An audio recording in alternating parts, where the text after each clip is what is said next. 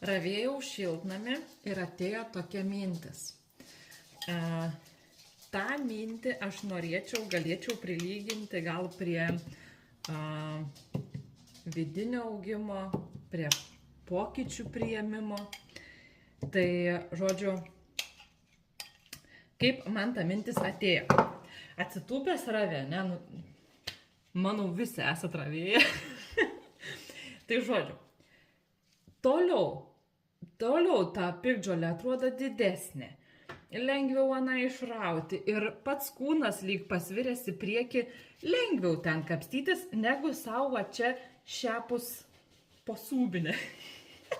Ir tada aš tai pagalvojau, kad panašiai yra su tuo ir augimu, su tuo pokyčiu, kad mes ten į priekį, į tolį matom tą geresnį gyvenimą, tą geresnę mašiną, tą gražesnį kūną, sveikesnį kūną, plaukus, pinigus, keliones, pasimkit, ką norit, sakau.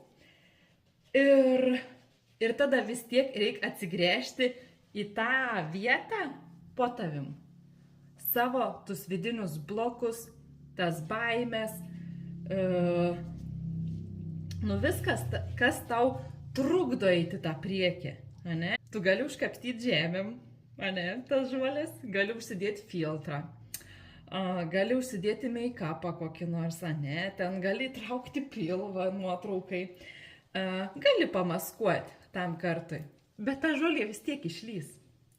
Ta žuolė, tas šūds vis tiek išlys į paviršių. Tai ką aš noriu pasakyti, kad kartais netgi ir visokie tie perdegimai, tie pervargimai,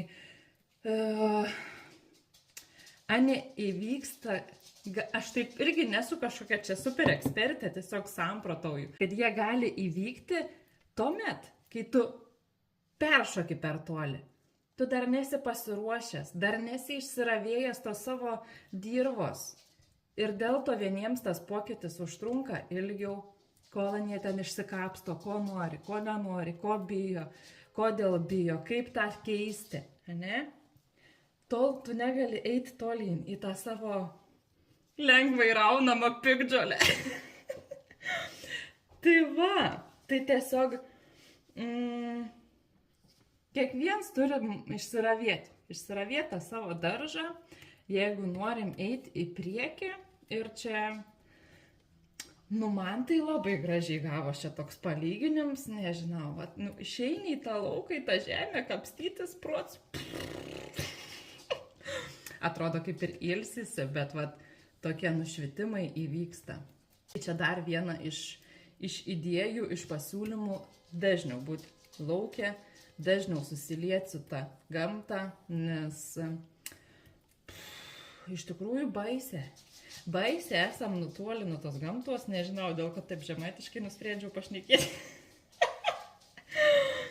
Tai va, tokios mintelės šiam vakarui.